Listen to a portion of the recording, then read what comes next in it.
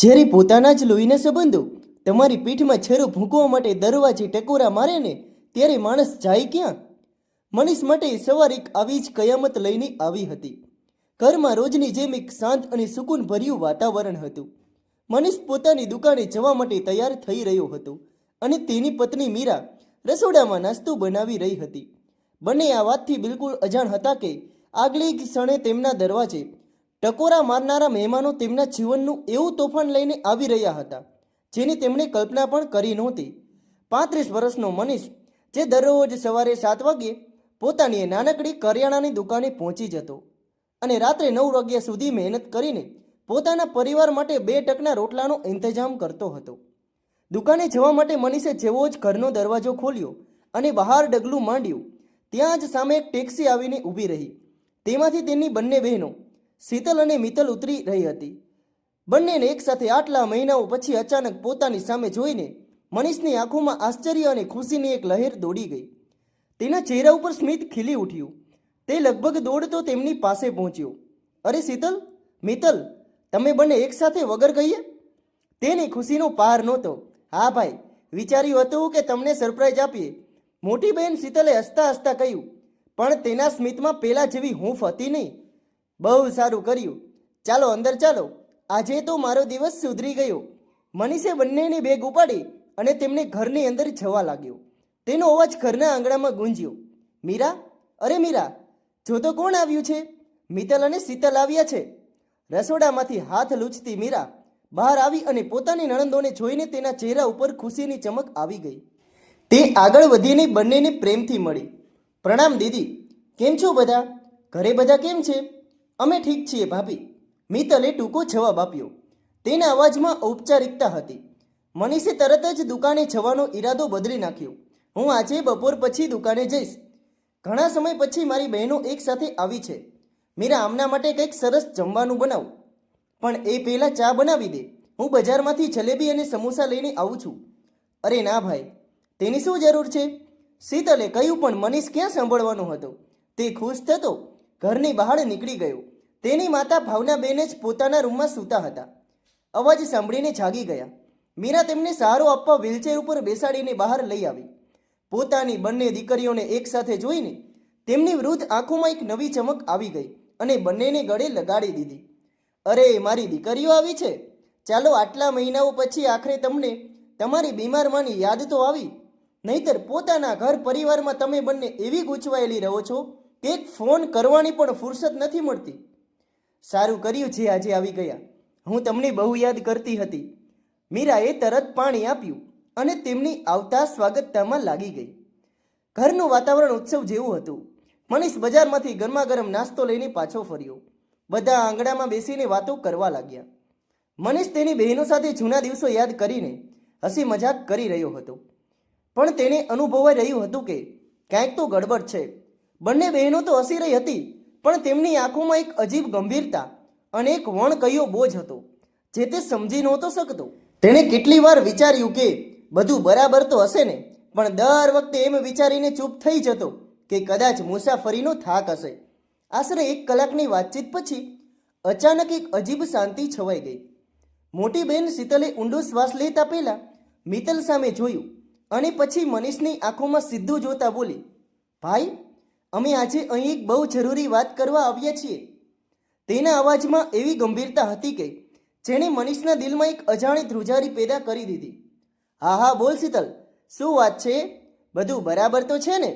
શીતલે તેની નાની બહેન મિત્તલ તરફ જોયું, જાણે તેની સંમતિ માંગી રહી હોય, અને પછી બોલી, ભાઈ, પિતાજીના મકાન અને દુકાન ઉપર અમારો પણ હક છે અને કાયદો અમને આ હક આપે છે. અમને અમારો હિસ્સો જોઈએ છે. આ વાક્ય કોઈ બોમ્બની જેમ ઘરની શાંતિ પર થઈ પડ્યું. એક ક્ષણ માટે ત્યાં ઘેરો સન્નાટો છવાઈ ગયો. મનીષને લાગ્યું જાણે તેના કાને દગો દીધો છે. તે અવિશ્વાસ અને આઘાત સાથે પોતાની બહેન સામે જોતો રહ્યો. શું શું કહી રહી છે તું? તેનો અવાજ કાંપી રહ્યો હતો. મિત્તલે આગળ વધીને કહ્યું. તેના અવાજમાં પણ એ જ કઠોરતા હતી. ભાઈ, અમે સ્પષ્ટ વાત કરી રહ્યા છીએ. 2005ના હિન્દુ ઉત્તરાધિકાર કાયદા મુજબ દીકરીઓનો પણ દીકરાઓ જેટલો જ સમાન અધિકાર છે પૈતૃક સંપત્તિ ઉપર. અને આ મકાન અમારા પિતાની કમાણીથી ઊભું કરવામાં આવ્યું છે. જે દુકાનના તમે એકલા માલિક બનીને બેઠા છો, એ દુકાન પણ અમારા પિતાજીએ ખરીદી હતી. મનીષના પગ નીચેથી જાણે જમીન સરકી ગઈ.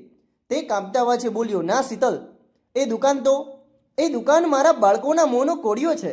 અને આ ઘર અમારો આશરો છે. અમે બધા ક્યાં જઈશું એ બધું અમે નથી જાણતા. અમને તો બસ અમારો હિસ્સો જોઈએ છે. શીતલે રોકડું પરખાવ્યું. ચૂપ થઈ જા શીતલ, એક શબ્દ પણ વધુ નહીં.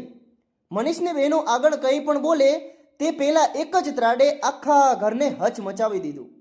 આ અવાજ તેમની વૃદ્ધ માતા ભાવનાબેનનો હતો. પોતાની દીકરીઓની વાત સાંભળીને તેમની અંદરનો છાણે જ્વાળામુખી ફાટી નીકળ્યો હતો. હિસ્સો? કેવો હિસ્સો જોઈએ છે તમને બંનેને? શું તમે ભૂલી ગયા કે આ ઘર અને દુકાન શેના કારણે બચી શકી? તમારા ભાઈના કારણે.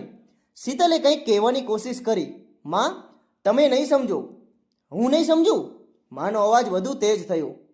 અરે, મારાથી વધુ કોણ સમજશે તમને? શું તમને જરાય અંદાજ છે કે તમારા ભાઈએ તમારા માટે શું ત્યાગ કર્યા છે? જ્યારે તમારા બાપનો છાંયો માથેથી ઉઠ્યો હતો ત્યારે આ મનીષ ફક્ત 18 વર્ષનો હતો. તેણે પોતાનો અભ્યાસ છોડી દીધો, પોતાના સપના છોડી દીધા, જેથી તમે બંને ભણી શકો.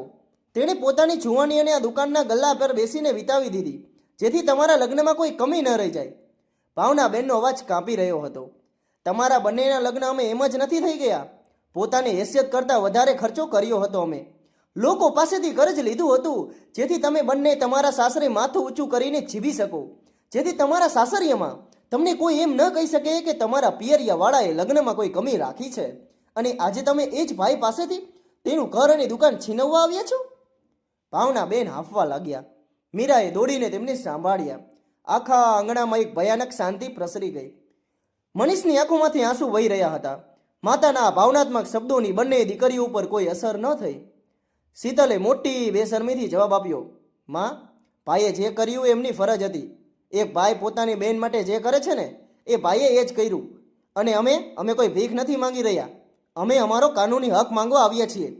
આ સાંભળીને મનીષ અંદરથી તૂટી ગયો. તેને લાગ્યું હતું કે જાણે કોઈએ છાતીમાં ખંજર ભૂંકી દીધું હોય.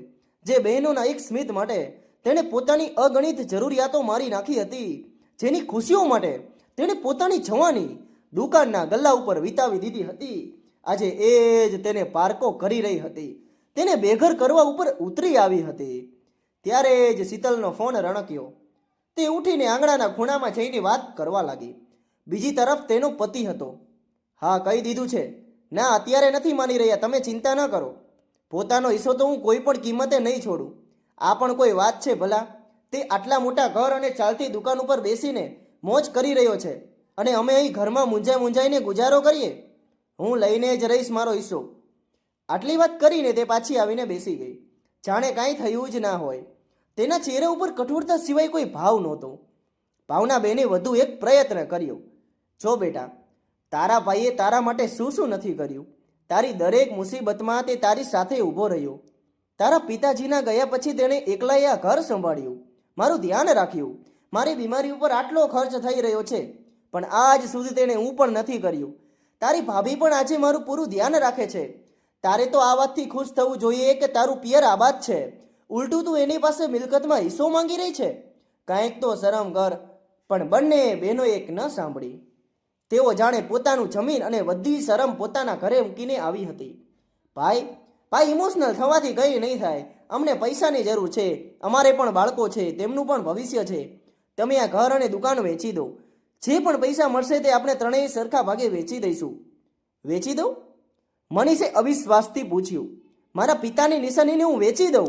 મારી માં, મારી પત્ની અને બાળકો સાથે બેઘર થઈ જાઉં? જો વેચવું ન હોય તો તમે અમને અમારા હિસ્સા જેટલા પૈસા આપી દો, મિત્તલે કહ્યું. અમારી પાસે બહુ સમય નથી. જો એક અઠવાડિયાની અંદર તમે કોઈ નિર્ણય નહીં લો તો અમારી મજબૂરીમાં કોર્ટમાં જવું પડશે. કોર્ટ? કોર્ટ શબ્દ સાંભળીને મનીષના કાનમાં સણસણાટી દોડી ગઈ. તારી કોર્ટમાં જવું પડશે? તેનું પોતાનું લોહી, તેની પોતાની બહેનો તેને કોર્ટમાં ખેંચશે? એ જ આંગણામાં જ્યાં થોડી વાર પહેલાં તે પોતાની બહેનોના આવવાની ખુશીમાં નાચી રહ્યો હતો, હવે તે પોતાના જ પરિવારના ટુકડા થતા જોઈ રહ્યો હતો. બંને બહેનો પોતાની વાત કહીને ત્યાંથી નીકળી ગઈ. મનીષ ત્યાં જ જમીન ઉપર બેસી ગયો. ભાવનાબેનની આંખોમાંથી આંસુ વહેવા લાગ્યા. તે ગણી, હે ભગવાન, આ શું થઈ ગયું? મને ખબર નહોતી કે મેં દીકરીઓ નહીં પણ આ નાગણીઓને જન્મ આપ્યો છે, જે આગળ જઈને પોતાના જ ભાઈને ડંખવાની હતી. થોડા દિવસો માંડ પસાર થયા. ઘરમાં એક અજીબ માતમ છવાયેલો હતો. કોઈ કોઈની સાથે વાત કરતું નહોતું. મનીષ દુકાને તો જતો, પણ તેનું શરીર ત્યાં હતું અને આત્મા ઘરમાં. તેની બહેનોના કહેલા શબ્દો કોર્ટ જઈશું કોઈ તીરની જેમ વારંવાર દિલમાં ચૂભતા હતા. એક અઠવાડિયા પછી બપોરની શાંતિને ચીરતો એક અવાજ આવ્યો. મનીષ, બાબુની ચિઠ્ઠી છે. આ ટપાલી હતો, પણ તેના હાથમાં જે સરકારી કવર હતું તે કોઈ ચિઠ્ઠી નહીં, પણ સંબંધોની બરબાદીનું ફરમાન હતું. ધ્રુજતા હાથે મનીષે કવર ખોલ્યું. અંદર કચેરીના સિક્કા મારેલા કાગળ હતા. તેની આંખોએ જે વાંચ્યું તેના ઉપર મગજને વિશ્વાસ ન થયો. તેની બંને સગી બહેનોએ તેની વિરુદ્ધ સંપત્તિના હિસ્સા માટે દાવો કર્યો હતો. એ કાગળનો ટુકડો મનીષના હાથમાંથી છૂટીને હવામાં લહેરાતો જમીન ઉપર પડી ગયો. મનીષ પણ તેની પાછળ પાછળ બેજાન જેવો આંગણામાં પડેલી ખુરશી ઉપર ઢળી પડ્યો. એક ક્ષણમાં તેની આંખો સામે બધું જ ફરી ગયું. તેને તેના પિતાનો ચહેરો યાદ આવ્યો, જે અવારનવાર કહેતા હતા કે મારી દીકરીઓ મારું ગૌરવ છે, જોજો એ મારું નામ રોશન કરશે. આજે એ જ દીકરીઓ તેમના બનાવેલા ઘરનો પાયો હચમચાવવા તૈયાર હતી. ત્યારે જ તેને એક ધૂંધળું દ્રશ્ય યાદ આવ્યું. વર્ષો પહેલાનો એ દિવસ, જ્યારે તેની મોટી બહેન શીતલ કોલેજથી પરત ફરતી વખતે એક ભયાનક અકસ્માતનો શિકાર થઈ હતી. તે લોહી લુહાણ હતી. સમાચાર મળતા જ મનીષ પોતાની દુકાનનું શટર પાડીને પાગલોની જેમ દોડ્યો હતો. ડૉક્ટરે કહ્યું હતું, તરત જ ઓ નેગેટિવ લોહી જોઈએ, નહીતર અમે તેને બચાવી નહીં શકીએ. ઓ નેગેટિવ એક બહુ જ રેર બ્લડ ગ્રુપ હતું, જે મનીષનું પણ હતું. હોસ્પિટલ પહોંચીને તેણે એક ક્ષણ પણ વિચાર્યું નહોતું. થોડી જ વારમાં તેનું લોહી તેની રગોમાંથી નીકળીને તેની બહેનની ધમનીઓમાં જઈ રહ્યું હતું. તેને એક નવું જીવન આપી રહ્યું હતું. જ્યાં સુધી શીતલને હોશ ન આવ્યો, ત્યાં સુધી તે તેના પલંગ પાસે બેસી રહ્યો હતો. આજે એ જ બહેન, જેની રગોમાં તેનું આપેલું લોહી દોડી રહ્યું હતું, તે જ તેનું લોહી ચૂસવા માટે આવી હતી, ફક્ત આ ઈંટ પથ્થરો અને કાગળના ટુકડાઓ માટે. શું આ દિવસ જોવા માટે જ મારી બહેનનો જીવ બચાવ્યો હતો? આ વિચારતા જ મનીષની આંખોમાંથી આંસુઓનું ઘોડાપૂર આવ્યું. તે જમીન ઉપર બેસીને ડૂસકા ભરવા લાગ્યો. તેના ડૂસકા સાંભળીને મા ભાવના બહાર આવ્યા. જ્યારે તેમણે કોર્ટની નોટિસ વિશે સાંભળ્યું તો તેઓ પોતાની છાતી કૂટી કૂટીને રડવા લાગ્યા. હે ભગવાન, આ કેવો દિવસ દેખાડ્યો! જે દીકરીને કુખમાં પાડી તે આજે મારા દીકરાની દુશ્મન બની ગઈ. એના કરતાં તો તે મને ઉપાડી લીધી હોત ને તો ઘરમાં કોહરામ મચી ગયો. મનીષને લાગ્યું કે તે પૂરેપૂરો તૂટી ગયો છે, એકલો પડી ગયો છે. ત્યારે જ તેની પત્ની મીરાએ આગળ વધીને તેના ખભા ઉપર હાથ રાખ્યો. જ્યારે મનીષે તેની તરફ જોયું તો મીરાની આંખોમાં આંસુ નહીં, પણ એક અજીબ હિંમત હતી. તેણે મનીષનો હાથ મજબૂતીથી પકડ્યો અને બોલી, તમે ગભરાતા નહીં, તમે એકલા નથી, હું તમારી સાથે છું. આપણે બધા મળીને આ તોફાનનો સામનો કરશું. મીરાએ જમીન ઉપર પડેલા પેલા કાગળ ઉઠાવ્યા અને મનીષની આંખોમાં આંખ પરોવીને કહ્યું, તેમણે કાયદાનો રસ્તો પસંદ કર્યો છે, તો આપણે પણ હવે કાયદા દ્વારા જ લડશું. ભગવાનથી મોટો કોઈ ન્યાય કરનાર નથી. તેમણે આપણી સાથે ખોટું કર્યું છે, ન્યાય તો થઈને જ રહેશે. મીરાના શબ્દોએ મનીષને થોડી હિંમત આપી, પણ તેનું દિલ તૂટી ગયું હતું. જે દિવસનો ડર મનીષના દિલમાં છેલ્લા એક અઠવાડિયાથી હતો, તે દિવસ આજે આવી ગયો હતો. મનીષ અદાલતના કઠેડામાં એક ગુનેગારની જેમ ઊભો હતો. હા, એક એવો ગુનેગાર જેનો ગુનો એ હતો કે તેણે પોતાની બહેનનો બેહદ પ્રેમ કર્યો હતો. તેનો ગુનો એ હતો કે તેણે પોતાનું સર્વસ્વ તેમની ખુરશીઓ ઉપર ન્યોસાવર કરી દીધું હતું. અને બરાબર તેની સામેના કઠેડામાં તેની બંને બહેનો શીતલ અને મિત્તલ ઊભી હતી. તેમના ચહેરા પર ન તો કોઈ કરચલી હતી કે ન તો કોઈ પસ્તાવો. તેમની આંખોમાં બસ પોતાનો હક મેળવવાની એક જીદ હતી. મનીષે જ્યારે તેમને જોઈ તો પોતાને જ સવાલ કરી બેઠો, શું આ એ જ બહેનો છે જેમને પોતાની આંગળી પકડીને તેને મેળો બતાવવા લઈ જતો હતો? શું આ એ જ બહેનો છે જે બાળપણમાં મારી પાછળ પાછળ ભાઈ ભાઈ કહીને દોડતી હતી? અદાલતની કાર્યવાહી શરૂ થઈ ગઈ. બંને પક્ષના વકીલો જજ સાહેબ સામે પોતપોતાનો પક્ષ રજૂ કરી રહ્યા હતા, દલીલો આપી રહ્યા હતા.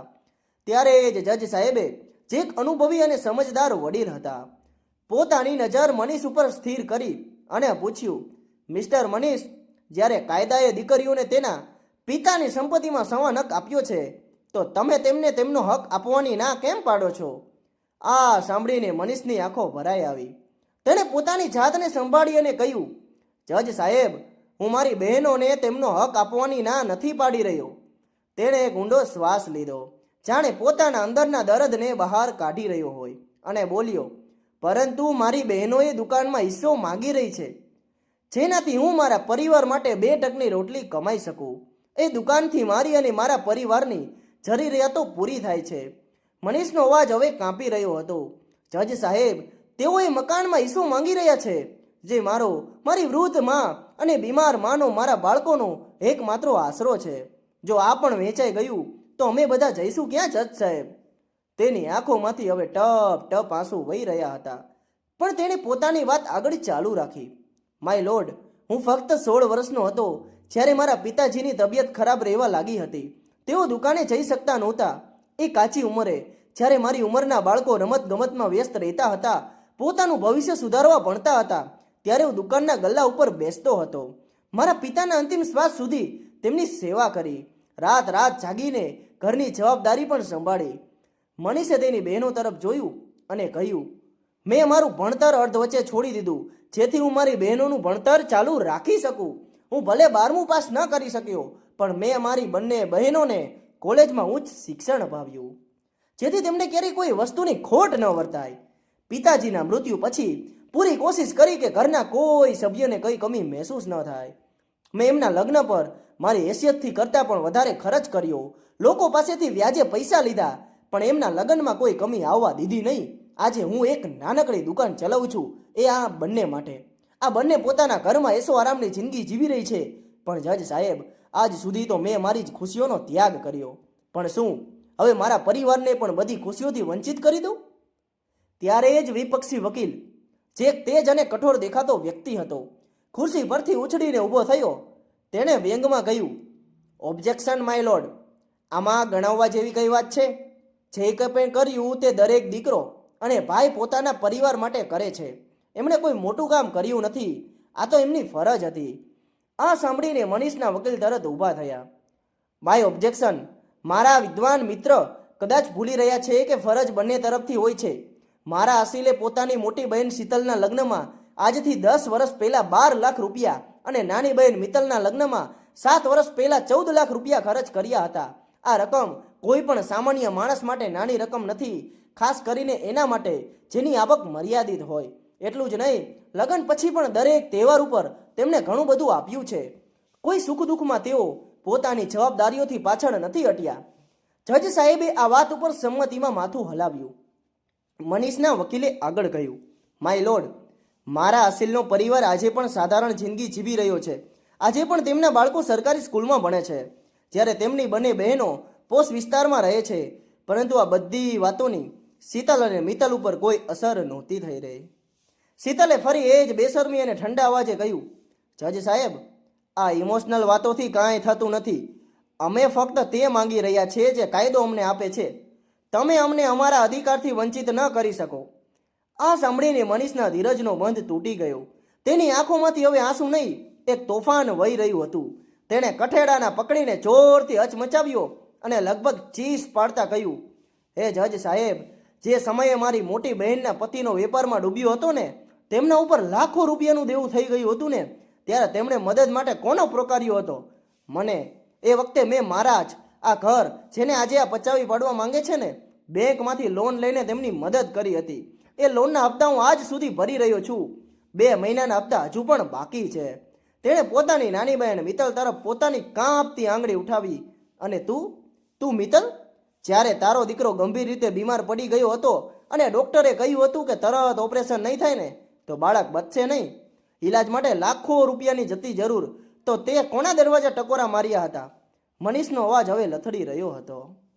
મારી પત્ની મીરાએ એક ક્ષણ પણ વિચાર્યા વગર પોતાના લગ્નના બધા જ દાગીના જે તેની માએ તેને આપ્યા હતા મારી સામે લાવીને મૂકી દીધા હતા.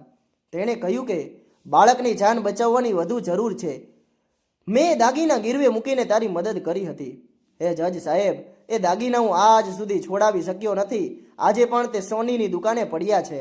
તમે જોઈ લો, મારી પત્નીના હાથમાં ઘરેણાના નામે કાચની બંગડીઓ છે, જ્યારે મારી બંને બહેનોના હાથમાં સોનાના કંગન છે. અદાલતમાં હાજર દરેક વ્યક્તિને મનીષની વાતોમાં સત્ય દેખાયું. અંદરથી તૂટી ગયેલો મનીષ પોતાના ઘૂંટણીએ બેસી ગયો અને ચોધાર આંસુએ રડી પડ્યો. તેની આખું શરીર ધ્રુજી રહ્યું હતું. તેની પત્ની મીરા ચીક સામેની ખુરશી ઉપર બેઠી હતી. પોતાનો ચહેરો સાડીના છેડાથી ઢાંકીને રડવા લાગી હતી. અદાલતમાં એવો છન્નાટો છવાઈ ગયો જેના શબ્દોમાં વર્ણવી શકાય તેમ હતો નહીં. ત્યાં હાજર દરેક માણસની આંખો ભીની હતી. જજ સાહેબે પોતાના ચશ્મા ઉતાર્યા અને આંખો લૂછી. પછી તેમણે ખૂબ જ ગંભીરતાથી શીતલ અને મિત્તલ તરફ જોયું અને પૂછ્યું, શું આ વાત સાચી છે?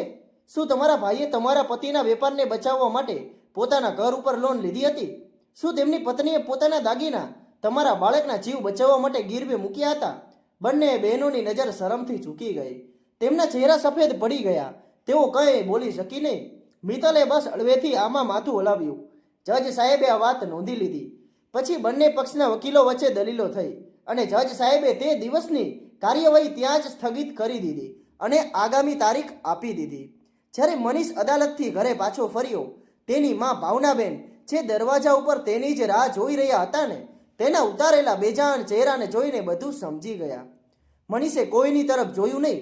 તે એક જીવતી લાશની જેમ ચાલતો પોતાના રૂમમાં ગયો અને દરવાજો અંદરથી બંધ કરી દીધો. થોડી વાર શાંતિ રહી અને પછી રૂમની અંદરથી દુષ્કાનો અવાજ આવવા લાગ્યો, જે ધીરે ધીરે રુદનમાં બદલાઈ ગયો. તે પલંગ ઉપર ઊંધા મોઢે સૂઈને રડી રહ્યો હતો. આજે તેનો બધો સંયમ, બધી ધીરજ, બધું દરદ આંસુઓના રસ્તે બહાર નીકળી રહ્યું હતું. તેને પોતાની બહેનોના પથ્થર જેવા ચહેરા યાદ આવી રહ્યા હતા. તેને વિપક્ષી વકીલનો વંગ યાદ આવી રહ્યો હતો. તે બિલકુલ લાચાર થઈ ગયો હતો. દરવાજાની બહાર ઉભેલા મીરા અને ભાવનાબેનનું દિલ બેસી રહ્યું હતું. તેમણે આજ સુધી મનીષને આવી રીતે તૂટતા ક્યારેય જોયો નહોતો. આ એ જ માણસ હતો જે આખા પરિવાર માટે ખડકની જેમ અડીખમ ઊભો રહેતો હતો અને એ આજે ખડક રેતીની જેમ વિખરાઈ રહ્યો હતો. ત્યારે જ 8 વર્ષનો રોહન અને 6 વર્ષની રિયા જેઓ સ્કૂલેથી આવીને પોતાના પપ્પાની રાહ જોઈ રહ્યા હતા, રૂમના દરવાજા સુધી આવ્યા. તેમણે દરવાજાની બારીમાંથી પોતાના પપ્પાને રડતા જોયા તો તેમની નાનકડી દુનિયામાં જાણે ભૂકંપ આવી ગયો હતો. તેઓ પોતાના પપ્પાને ભગવાન માનતા હતા, એક સુપર હીરો જે ક્યારેય નબળો ન પડી શકે. તેમને રડતા જોઈને તે બંનેની આંખો ભરાઈ આવી. તેમણે દરવાજો ખટખટાવ્યો. પપ્પા ખોલો પ્લીઝ, પપ્પા દરવાજો ખોલો.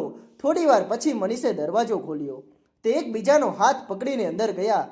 બંનેના નાનકડા હાથમાં તેમની માટેની ગલીઓ હતી, લાલ રંગની, જેમાં તેઓ છેલ્લા 1 વર્ષથી ટોફી, ચોકલેટ અને રમકડા માટે મળતા ખિસ્સા ખર્ચના પૈસા ભેગા કરી રહ્યા હતા. કોઈ મેળામાં જવા માટે કે કોઈ મોટું રમકડું ખરીદવા માટે. રોહને તેના પપ્પા પાસે જઈને ખૂબ જ માસૂમ ચહેરા સાથે તેમનો હાથ પકડ્યો અને પૂછ્યું, પપ્પા તમે રડો છો કેમ? મનીષે પોતાના આંસુ લૂછીને બાળકો તરફ જોયું. તેમની માસૂમ આંખોમાં પોતાના માટે ચિંતા જોઈને તેનું હૃદય વધુ ભરાઈ આવ્યું. તે કંઈ બોલી શક્યો નહીં, બસ તેમને જોતો રહ્યો. ત્યારે જ રિયાએ તેમની તોતડી ભાષામાં કીધું, પપ્પા પેલી બંને ફોઈ પૈસા માટે જ તમને હેરાન કરી રહી છે ને? મેં તમને અને મમ્મીને આ વાતો કરતા સાંભળ્યા હતા. મનીષ ચૂપ રહ્યો. આ સવાલનો તે શું જવાબ આપે? ત્યારે જ રોહને અને રિયાએ પોતાનો ગલ્લો આગળ વધારતા કહ્યું, પપ્પા તમે પરેશાન ન થાઓ. તમે અમારા બધા જ ગલ્લા લઈ લો. આમાં બહુ બધા પૈસા છે. અમે આ બધા પૈસા ફોઈને આપી દો અને કહો કે હવે તમને હેરાન ન કરે. પણ તમે પ્લીઝ રડશો નહીં. અમને નથી ગમતું જ્યારે તમે રડો છો. બાળકોના મોઢે આ વાત સાંભળીને મનીષનું કાળજું જાણે ચીરાઈ ગયું. એક તરફ તેની સગી બહેનો હતી જેમને લાખો રૂપિયા પછી પણ તેમનો લોભ સમતો નહોતો, અને બીજી તરફ આ માસૂમ બાળકો હતા જે પોતાના પિતાના એક સ્મિત માટે પોતાના નાનકડી મૂડી અને જાનથી પણ પ્યારા ગલ્લાઓ એક ક્ષણમાં કુરબાન કરવા તૈયાર હતા. મનીષ હવે વધુ સહન ન કરી શક્યો. તેણે બંને બાળકોને ખેંચીને પોતાની છાતીએ લગાવી દીધા અને રડવા લાગ્યો. તે તેમના માથા ચૂમી રહ્યો હતો, તેમને વળગી રહ્યો હતો, જાણે માસૂમ બાળકો પાસેથી તે પોતાની ખોવાયેલી હિંમત પાછી મેળવવા માંગતો હોય. દરવાજા ઉપર ઊભેલી મીરા પોતાના પતિના દર્દ ઉપર રડી રહી હતી. મનીષ પોતાની કિસ્મત ઉપર રડી રહ્યો હતો. માં પોતાની કોખ ઉપર રડી રહી હતી અને પેલા 2 માસૂમ બાળકો તે તો ફક્ત એટલા માટે રડી રહ્યા હતા ને કારણ કે તેમનો સુપર હીરો તેમનો બાપ રડી રહ્યો હતો. અદાલતની આગલી કાર્યવાહીની તારીખ આવી. વકીલોમાં ફરીથી તીખી દલીલો શરૂ થઈ.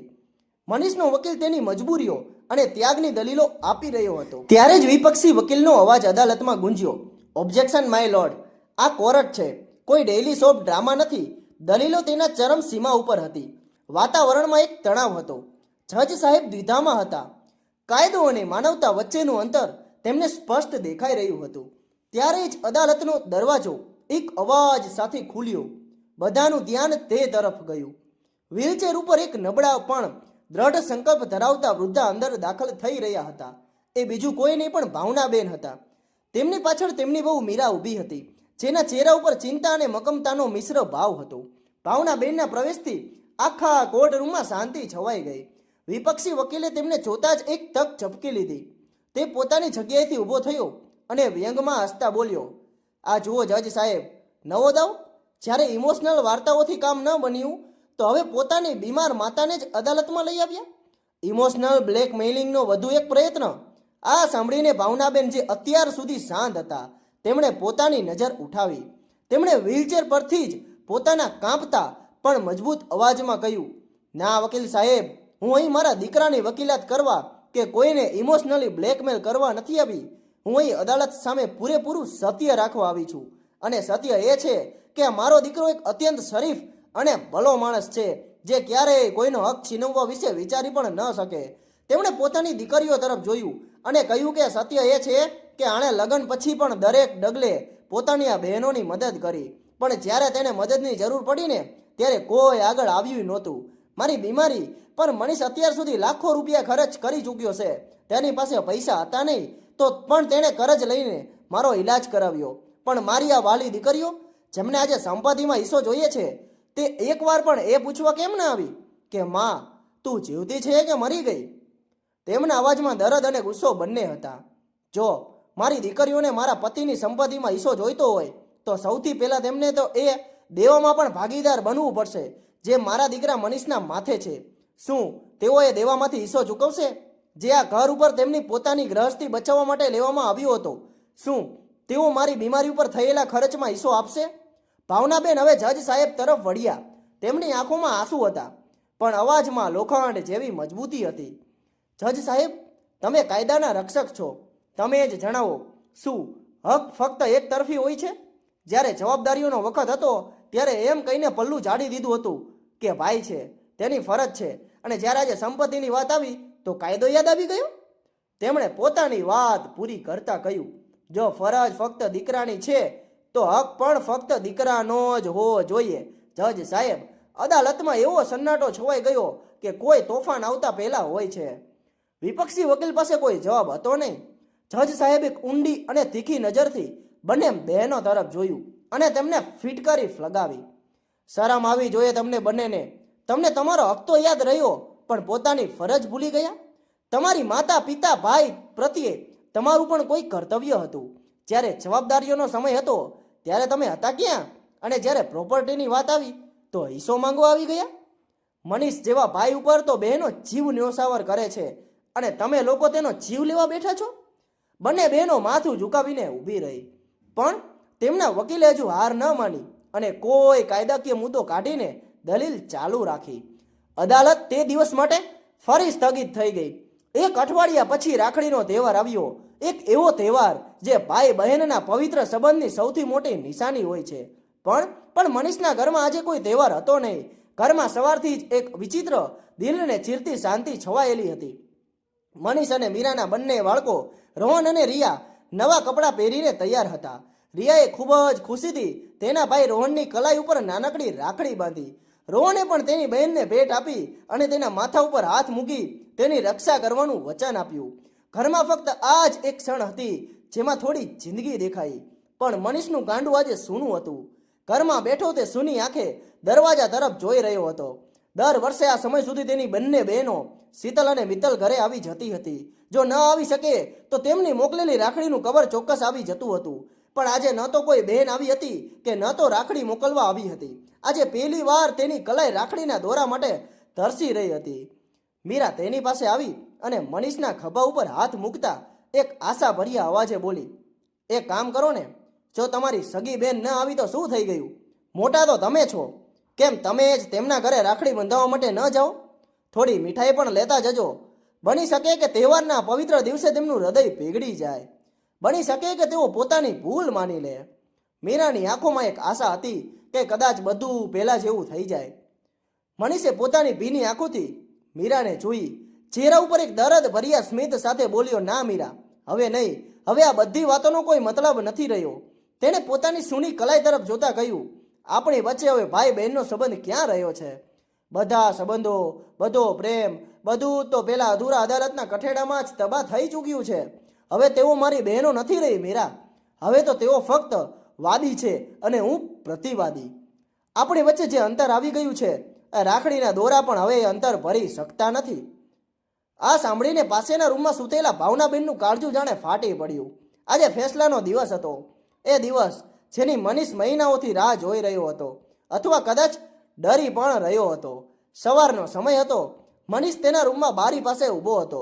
બહાર જોઈ રહ્યો હતો, પણ તેની આંખો કંઈ જોઈ રહી નહોતી.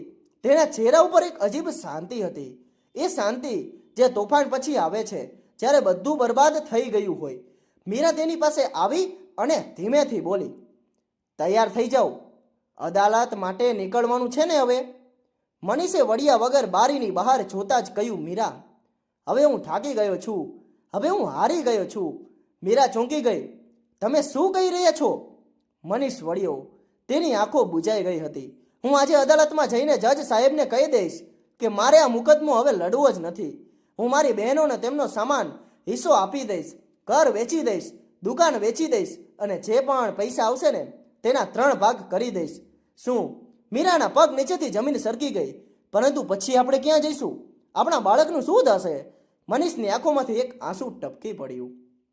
ક્યાંક ને ક્યાંક તો જતા રહીશું મીરા. ભાડાના મકાનમાં રહીશું, કોઈ નાનો મોટો ધંધો કરી લઈશ. પણ હવે આ બધું, આ અદાલત, આ વકીલ, આ મુકદ્દમો હવે મારાથી સહન થતો નથી. હું રોજ મારી બહેનોને મારા દુશ્મન બનતા જોઈ શકતો નથી. હું મારી માને રોજ રડતી જોઈ શકતો નથી. તેણે પોતાના હાથેથી પોતાનો ચહેરો ઢાંકી દીધો. હું થાકી ગયો છું મીરા. હું હાર માનું છું હવે. મીરાનું દિલ તૂટી ગયું. પણ તેણે તેના પતિનો હાથ પકડ્યો. ઠીક છે, જે તમે યોગ્ય સમજો તે જ કરો. હું તમારી સાથે છું, હંમેશા રહીશ. 2 કલાક પછી અદાલતમાં ગયા. મનીષ કઠેડામાં ઊભો હતો. તેનો ચહેરો શાંત હતો. અદાલતની કાર્યવાહી શરૂ થઈ. બંને વકીલોએ પોતપોતાની વાત રજૂ કરી. ત્યારે જ જજ સાહેબે મનીષને સીધો સવાલ કર્યો, મિસ્ટર મનીષ, તમે આ બાબતે શું કહેવા માંગો છો? અદાલતમાં સન્નાટો છવાઈ ગયો. બધાની નજર મનીષ ઉપર હતી. મનીષે બોલવાનું શરૂ કર્યું. તેના અવાજમાં હવે એક અજીબ સંયમ હતો. જજ સાહેબ, હું હવે આ મુકદ્દમો લડવા નથી માંગતો. આ સાંભળતા જ આખો કોર્ટ રૂમ હલી ગયો. પ્રેક્ષકોમાં બેઠેલી મીરાએ સાડીના છેડાથી પોતાનું મોઢું ઢાંકી દીધું. વ્હીલચેર ઉપર બેઠેલા ભાવનાબેનનું દિલ ધક થઈ રહ્યું હતું. વિપક્ષી વકીલના ચહેરા ઉપર વિજયનું સ્મિત આવી ગયું હતું. બંને બહેનો શીતલ અને મિત્તલે એકબીજા સામે જોયું, જાણે તેમને વિશ્વાસ નહોતો થઈ રહ્યો કે તેમણે જે સાંભળ્યું તે સાચું હતું. પછી શીતલ ધીમેથી બોલી કે હવે ઊંટ આવ્યો ને પહાડ નીચે. મનીષે આગળ આવીને કહ્યું, જજ સાહેબ, હું મારી બહેનોને તેમનો સમાન હિસ્સો આપવા તૈયાર છું. હું ઘર અને દુકાન વેચી દઈશ. જે પણ પૈસા આવશે ને અમે ત્રણેય સરખે ભાગે વેચી લઈશું. મારે બસ આ બધું ખતમ કરવું છે. જજ સાહેબ, જે અત્યાર સુધી ચૂપચાપ બધું સાંભળી રહ્યા હતા, તેમણે પોતાના ચશ્મા ઉતાર્યા અને મનીષને ખૂબ જ ધ્યાનથી જોયો. તેમની અનુભવી આંખોએ મનીષના તૂટેલા આત્માને વાંચી લીધો. થોડી વારની શાંતિ પછી જજ સાહેબે કહ્યું, મિસ્ટર મનીષ, શું તમે ખરેખર આ નિર્ણય પોતાની મરજીથી લઈ રહ્યા છો કે પછી તમે થાકી ગયા છો અને હાર માની રહ્યા છો ને એટલે લઈ રહ્યા? મનીષની આંખોમાંથી આંસુ વહી નીકળ્યા. તે કાંઈ બોલી શક્યો નહીં, બસ માથું ઝુકાવી લીધું. જજ સાહેબ ઊંડો શ્વાસ લીધો અને બોલ્યા, શું સમજી શકું છું મિસ્ટર સાહેબ, મેં છેલ્લા કેટલાય મહિનાઓથી આ કેસ જોયો છે. મેં તમારી દરેક સુનાવણીમાં તમારી આંખોમાં દર્દ જોયું છે. પણ હું તમને એક વાત કહી દઉં. તેમણે પોતાનો અવાજ ઊંચો કર્યો અને આખા કોર્ટ રૂમને સંબોધતા કહ્યું, મેં આખા કેસનો ઊંડો અભ્યાસ કર્યો છે. મેં બધા જ તથ્યો જોયા છે, બધા પુરાવા જોયા છે અને મારા દૃષ્ટિકોણથી તમારી બહેનોનો આ સંપત્તિ ઉપર કોઈ નૈતિક હક બનતો જ નથી. આ સાંભળતા જ અદાલતમાં હલચલ મચી ગઈ. વિપક્ષી વકીલ તરત ઊભો થયો. Objection my lord, mister Manish પોતે હિસ્સો આપવા તૈયાર છે અને કાયદાની દ્રષ્ટિએ પણ હિસ્સો છે. વકીલની વાત કાપતા જ જજ સાહેબનો અવાજ ગાજ્યો, હું કાયદાને તમારા કરતાં પણ વધુ સારી રીતે જાણું છું. હા, કાયદો દીકરીઓને તેમના પિતાની સંપત્તિમાં હક આપે છે. પણ શું કાયદો એવું નથી કહેતો કે જે વ્યક્તિ પોતાની ફરજોમાંથી મોઢું ફેરવી લે તેને અધિકાર મેળવવાનો હક નથી? તેમણે આગળ કહ્યું, આ માણસે પોતાની આખી જિંદગી પોતાની બહેનો ઉપર ન્યોછાવર કરી દીધી. પોતાનું ભણતર છોડ્યું, પોતાના સપના છોડ્યા, પોતાનું ભવિષ્ય છોડ્યું, જેથી તેનું બહેનો ભણી શકે, આગળ વધી શકે. તે એટલે તેણે તેમના લગ્નમાં લાખો ખર્ચ્યા, તેમના સંકટમાં તેમની મદદ કરી અને આજે એ જ બહેનો પોતાના ભાઈને બરબાદ કરવા ઉપર ઉતરી આવી છે. જજ સાહેબના અવાજમાં હવે ગુસ્સો સાફ દેખાતો હતો, પણ તેમણે રોકાઈને મનીષને જોયો. હું એ પણ જોઈ રહ્યો છું કે આ માણસ તૂટી ચૂક્યો છે અને જો હું આજે આને તેની મરજી વિરુદ્ધ જીત અપાવી દઉં ને તો કદાચ તે ક્યારેય ખુશ થઈ શકશે નહીં. જજ સાહેબે એક ક્ષણ વિચાર્યું. પછી તેમના ચહેરા ઉપર એક અજીબ ચમક આવી. મિસ્ટર મનીષ પોતાની બહેનોને સમાન હિસ્સો આપવા માંગે છે તો અદાલત આ વાતની સ્વીકૃતિ આપે છે, પણ એક શરત ઉપર. જ્યારે જજ સાહેબના મોઢેથી આ શબ્દો નીકળ્યા ને તો અદાલતમાં હાજર દરેક વ્યક્તિના શ્વાસ જાણે થંભી ગયા. મનીષે હેરાન થઈને તેમની તરફ જોયું. તેની બહેનો અને તેમના વકીલના ચહેરા ઉપર એક અજીબ અને વિચિત્ર બેચેની આવી ગઈ હતી.